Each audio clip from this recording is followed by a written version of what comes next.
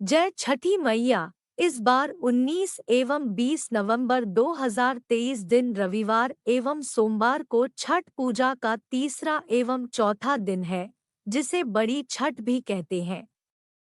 शाम के समय में जब सूर्य देव अस्त होते हैं, तो व्रती पानी में खड़े होकर उनको अर्घ्य देते हैं और अपने मनोकामनाओं की पूर्ति के लिए प्रार्थना करते हैं। इसके बाद रात्रि के समय में जागरण किया जाता है। छठी मैया की कथा सुनते हैं, गीत गाए जाते हैं।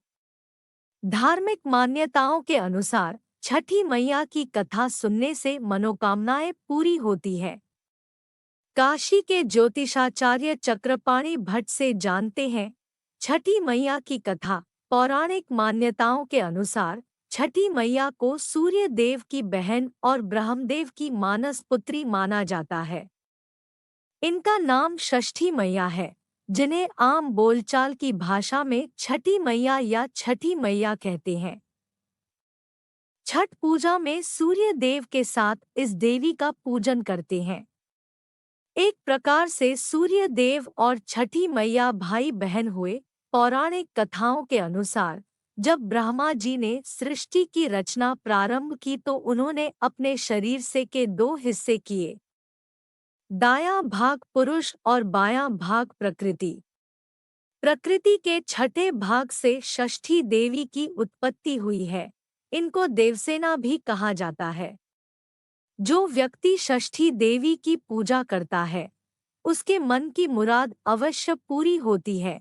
तो आइए सुनते हैं छठ पूजा व्रत कथा। एक समय की बात है, एक राजा प्रियंवद थे, जिनकी पत्नी का नाम मालिनी था। विवाह के काफी वर्ष बीतने के बाद भी उनको कोई संतान नहीं हुई। तब उन्होंने कश्यप ऋषि से इसका समाधान पूछा तो उन्होंने पुत्र प्राप्ति के लिए यज्ञ कराने का सुझाव दिया। कश्यप ऋषि ने पुत्र प्राप्ति के लिए यज्ञ किया और राजा की पत्नी मालिनी को प्रसाद स्वरूप खीर खाने को दिया।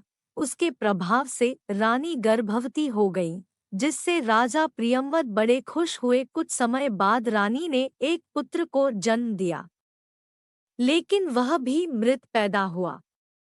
यह खबर सुनकर राजा बहुत दुखी हो गए।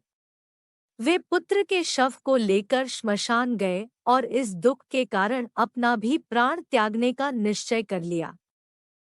जब वे अपना प्राण त्यागने जा रहे थे, तभी देवी देवसेना प्रकट हुई। उन्होंने राजा प्रियंवद से कहा कि उनका नाम षष्ठी है।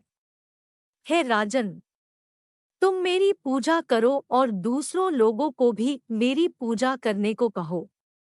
लोगों को इसके लिए प्रेरित करो। देवी देवसेना की आज्ञानुसार राजा प्रियंवद ने कार्तिक माह के शुक्ल पक्ष की षष्ठी तिथि को छठ पूजा की। उन्होंने यह पूजा पुत्र प्राप्ति का कामना से की थी।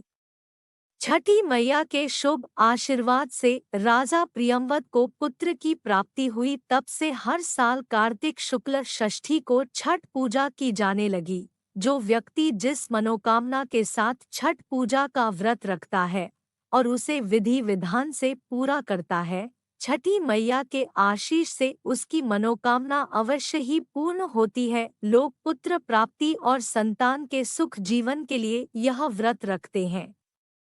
मन वांछित फल पाने हेतु इस कथा को सुनने के बाद इस वीडियो को कम से कम 10 लोगों को अवश्य शेयर करें एवं इस प्रकार का लाभदायक प्रसंग सुनने के लिए इस चैनल को सब्सक्राइब जरूर करें। जय छठी मैया।